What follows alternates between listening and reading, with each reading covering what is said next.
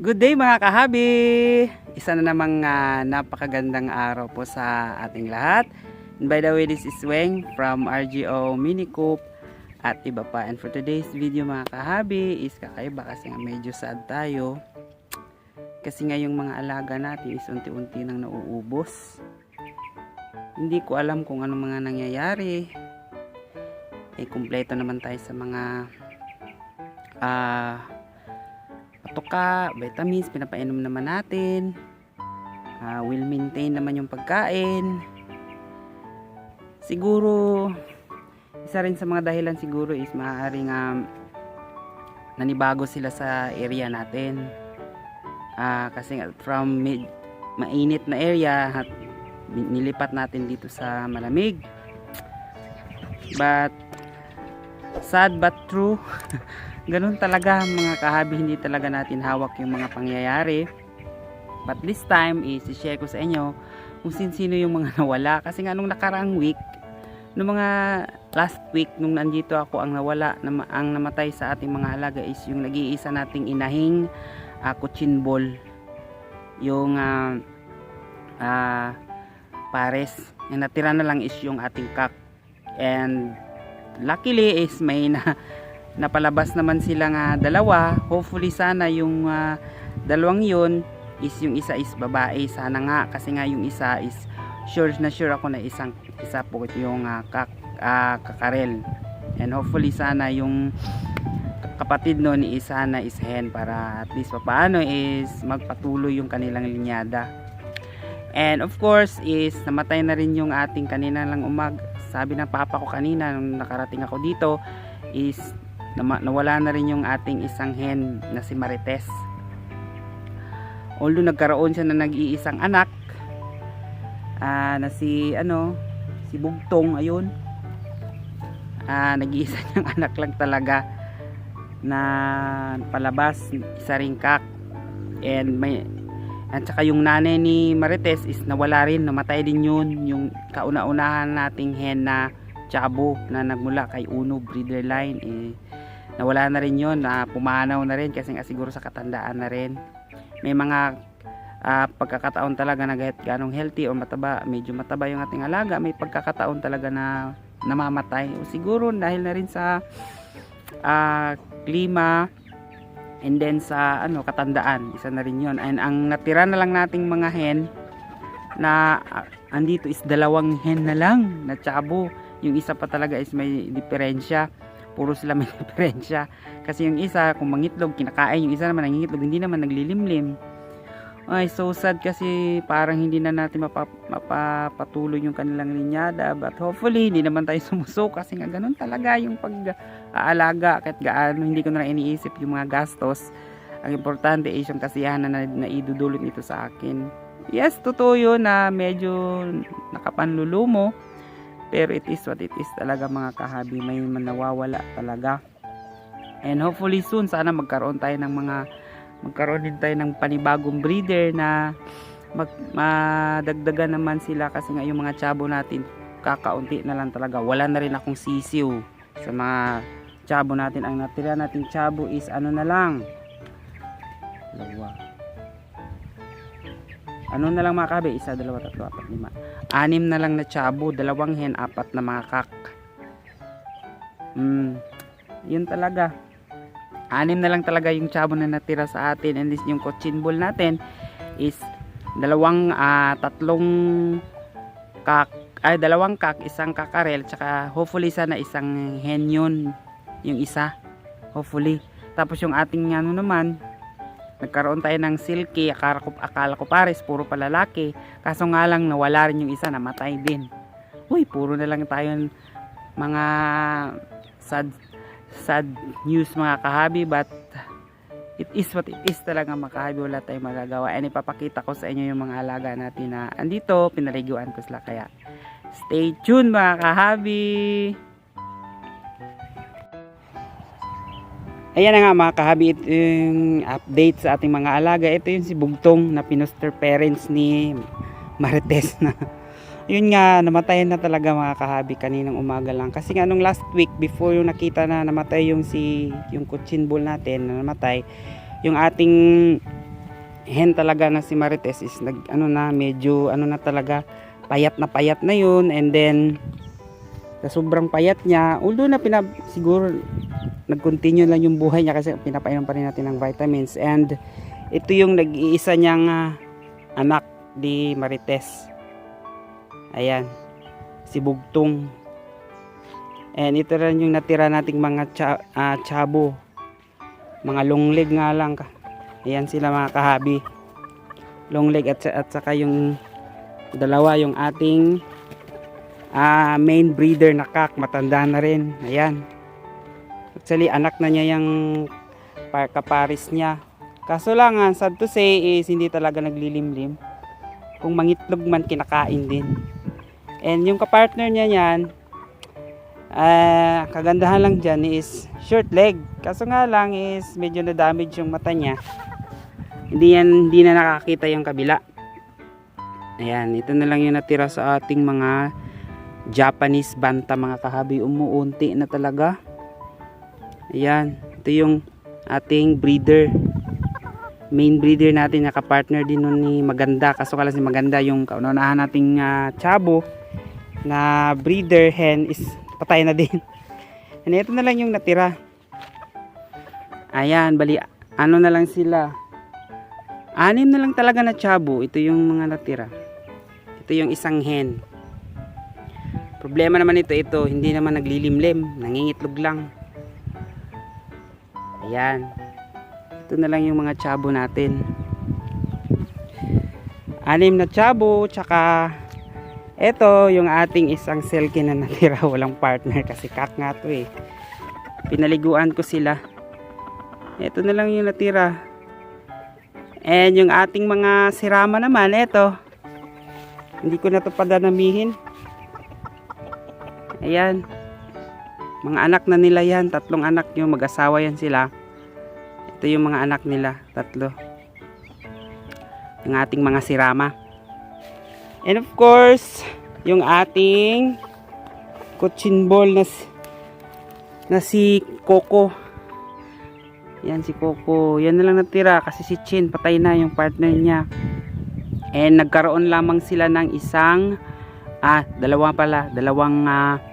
dalawang sisiw, kaso nga lang pinaposter parents natin sa sirama kasi nga hindi rin yung naglilimlim nangingitlog lang din yung si Chin. Ayan, mataba. Hopefully soon, this coming September sa Tuna Festival dito sa Jensan is isasali rin natin sila sa show, hopefully sana. And hindi lang talaga tayo mawala ng pag-asa sa pag-aalaga kasi ayun talaga ang nangyayari mga kahabi, hindi natin hawak kahit gaano pa natin kaalaga. May mga pagkakataon talaga na may mawawala. And of course, ito yung ating unahang standard bantam na inalagaan before pa ako nagchabo. Ayan si Tisoy. Actually anak na niya yan, and hindi rin na rin to nangingitlog, hindi na siya nagpaparami. Nung nagkaroon to ng palahi, pinamigay ko din sa mga kakilala. Hindi ko naman sila pinamigay na hindi ko kailangan. Siyempre pag may nakakita and humihingi, siyempre sino ba naman tayo, siyempre share din natin yung ating mga blessing, and of course yung ating mga hobby, kasi nakakatuwa rin naman talaga silang pagmasdan. Ang tanda-tanda na rin ni Tisoy, siguro nasa mga 5 years old na to. Ayan, ito naman si nakalimutan kong pangalan nito kasi nga kababata ito ni nung namatay din natin na chabo na short leg na si kalimutan ko ng pangalan. Si kasi ito si Olats. Ayan, si Olats. Ayan. Yung hen na yan. Ayan. Ay, hopefully sana mga kahabi is dumami pa sila. Ito talaga ang sad na katotohanan mga kahabi. Napakasad talaga ang nakatotohanan mga kahabi pag nag-aalaga ka ng mga manok, ng mga fancy, kasi nga aside sa sensitive, kailangan talaga ng tutok na pag-aalaga, lalo pag dapat hands-on talaga mga kahabi. Kasi nga hindi ako hands-on ngayon kasi nga every weekend lang ako nakaka-uwi rito, nakakaato sa area. I'm so happy pa naman kasi nga tahimik yung lugar, and hindi masyadong mainit, and most of the week is malamig. Siguro isa din yun sa mga dahilan kung bakit nanibago yung mga alaga natin at unti-unti pong nauubos.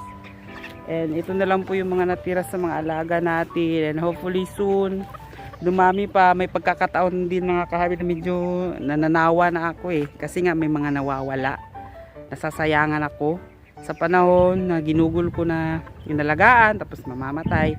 Hindi ko naman pwedeng sisihin yung mga tao dito sa bahay na natira kasi nga hindi rin sila hands on, or baga hindi sila into pet na mga ganitong klaseng uri ng manok kasi nga iba sila sa mga native hindi ko rin sila basta-bastang utusan lang. So baga ayun lang, pinapakain naman nila sa oras, yun nga lang yung mga pangangailangan at kung ano-ano pa. Hindi ko talaga sila tututukan. Hindi ko naman pwedeng iasa sa kanila kasi nga may mga trabaho din mga kahabi. Kaya yun, kahit pa paano medyo mahirap man sabihin o masakit sa kalooban ko na nawalan tayo ng mga alaga, but kailangan talaga nating tanggapin at mag-move on, and hopefully soon mapapadami din natin. And ibabalita ko din sa inyo mga kahabi nga this coming September Tuna Festival dito sa Jensan is magkakaroon na naman kami ng show for all breeds, all types of breeds ng mga manok, ma-fancy man or mapa-poultry ng mga manok na i-display. Kahit anong uri ng mga manok pwedeng i-show, ma-fancy man o hindi. This coming September Tuna Festival 2024. Maraming salamat mga kahabi. At ipapakita ko rin sa inyo mga kahabi yung ating dalawang mga makukulit na mga bagong mga sisiw dito na dalawa. Ito na sila mga kahabi, yung ating mga bagong sisiw dito sa coop natin. Hopefully isa itong hen. Kasi nga medyo malaki yung kanyang yung kanyang yung tawag nito, yung kanyang palong. Pero sa tansya ko parang pulit ito mga kahabi. Ayan, pulit to sa aking hula. Hopefully sana oo. Ayan, parang pulit. Sana pulit kasi ito yung ipapalit natin dun sa nawalang nanay nila. Paparas din natin to sa tatay para maging mas maganda yung kanilang lahi. And ito naman yung ating isang bulik. Siyempre, ayan, halatang halata naman mga kahabi na isa itong kakarel. Di ba? Malalaki na. Ayan ang cute. To, di ba? Ay, wala na talaga tayong magagawa mga kahabi kung may mawala. Basta stay na lang tayo and patuloy tayo sa ating mga habi. Ito sila mga kahabi. Ang liit, cute. Yan, ang ganda. And now, i-ano ko din sila free range para mainita naman kasi 1 week mga 5 days din kasi nakakulong Kailangan din lang maunat-unat yung kanilang mga katawan at mga buto-butol kalamnan dyan. Ito sila mga kahabi. Lagay na natin sila sa ilang tawag nito. May buhangin para sa tawag sunbath na sila. Actually, yung foster parents nito is hiniwalay ko na talaga kasi nga yung isa kasi habang tumutubo yung mga balahibo niyang bago o yung bagong balahibo niya, unti-unti naman kinakain ng nanay. Kumbaga tinutuka-tuka hanggang sa nakalbo na yung pakpak niya, yung hen. Hopefully itong ating pulet, ayan, wala na. Kaya napilitan talaga akong ihiwalay siya kasi nga inuunti-unting kainin ng kanilang foster hen. Naubos yung balahibo niya kaya ayan, kalbo yung pakpak niya, yung natira, uunti na lang natira. And yung isa naman yung kakarel natin is na rin minsan tinutuka-tuka na rin niya kasi kinakain yung mga tawag nito mga balahibo. And napansin ko yan nung yung partner nung kanyang partner na lalaki na si Rama, pag pinagsama ko sila, pati yung kanyang kapartner is kinakain din niya yung mga balahibo sa may sa may liig, kaya nakalbo din yun. Kaya nung nagkasisiw na hiniwalay ko, kaso nga lang ayan, kinain din niya yung mga balahibo ng kanyang mga foster chick. Ayan, But it's okay, kaso maliksi naman sila, malusog, mataba, and hopefully maging okay din sila. And kagadahan lang ng mga cochinball is malaki talaga sila pag nag-mature, lumalaki talaga. And kung susobra naman sa dami yung mga cochinball, pwede naman nating kainin kasi malalaki din yung kanilang laman. Unlike sa mga chabo at saka sirama, ang liliit talaga. But, kaya I'm so happy and blessed pa din mga kahabi, kahit na yung iba is wala na, konti na lang sila. And sumatotal yung mga natira nating mga manok is aabot na lamang sila sa, kung hindi ako nagkakamali, nasa ano na lang more or less 18 mga kahabi yung mga natira sa ating mga halaga. Kasali na dun yung ating dalawang standard bantam. Ayun. Ay, sana magkaroon pa to ng lahi. Lalong lalo na itong tatlong to. Wala pa talagang lahi ito. Pangit naman kasi pag ipapares natin sila sa mga kapatid nila. Mas mabuti talaga na ipares sila sa tiyuhin, sa tiyahin, yung ganun. Basta hindi lang yung mga magkapatid. Or sa ibang lahi. Lahi yung kanilang kauri din nila pero hindi dapat magkapatid. And ayun.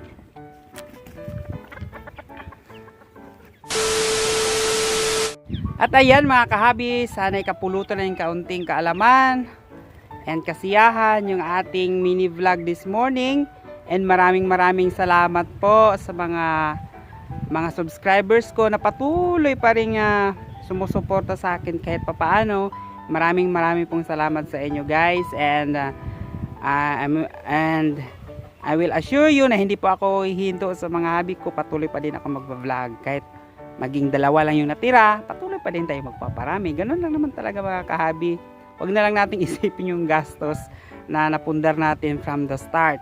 Kasi nga, kasali na yun sa mga gusto nating mangyari Unless na siguro yung mga alaga natin for business, yung ating mindset for business, talaga na binibenta talaga, pinapay magbenta tapos mawala, yun talaga manghihinayang talaga tayo. Although sa atin naman nanghihinayang kang kakaunti, pero andun pa rin yung hilig natin sa pag-aalaga ng manok, not just for business pero as a pet na nagkakakos sa atin ng kasiyahan. And maraming po talagang salamat sa inyong lahat mga kahabi. And of course, sa mga baguhan pa lang na gusto nga ma-involve sa pagpa-fancy chicken, please don't forget to like, share, and subscribe para maging updated din kayo sa mga bago nating mga uploads, and mapanood din ninyo ang mga previous nating mga upload ng mga video mga kahabi para